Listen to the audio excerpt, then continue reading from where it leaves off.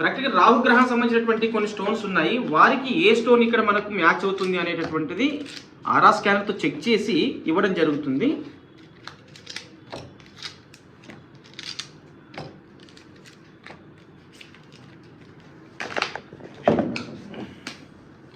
ఈ స్టోన్లలో వారికి ఏది సెట్ అవుతుంది అనేది చెక్ చేస్తున్నాను. ఇది ఒకటి సెట్ అయింది.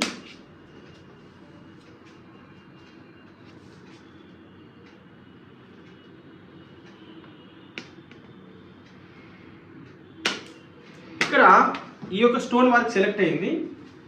గురుగారు రండి బయటికి లోపలికి వచ్చేసి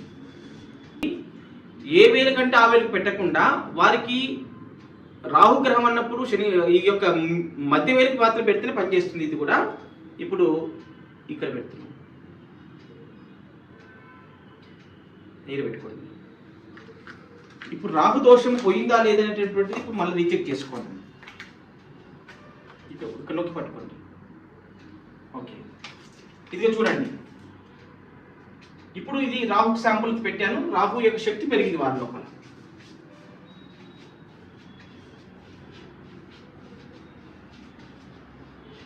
ఇంతవరకు శక్తి వచ్చిందండి. ఇప్పుడు స్టోన్ తీయండి, మీరు తీయండి. ఇది మళ్ళీ తగ్గిపోయింది. మళ్ళీ పెట్టుకోండి. ఇది మళ్ళీ పెరిగింది. మళ్ళీ తీయండి. మళ్ళీ తగ్గింది. పెట్టుకోండి. ఇవి పెరిగింది. ఇప్పుడు పవర్ పెరిగింది.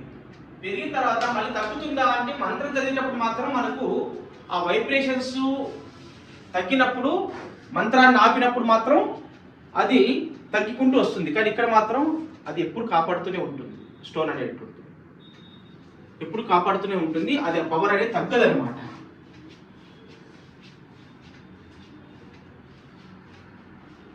ఇంత పవర్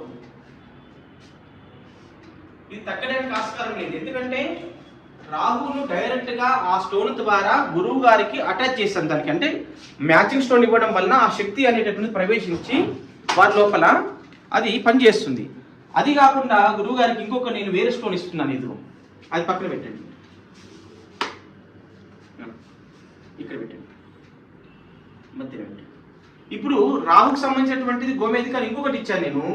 అది పనిచేస్తుందా లేదా కూడా మనం చెక్ చేసుకోవచ్చు ఇక్కడ ప్రాక్టికల్గా. ఇది రాహు శాంపులే ఉంది. ఇవి ఆది స్టోన్ పనిచేయట్లేదు. ఇప్పుడు ఇది కాకుండా మళ్ళీ ఆ స్టోన్ పెట్టుకోండి. మీరు అది తీసుకోండి.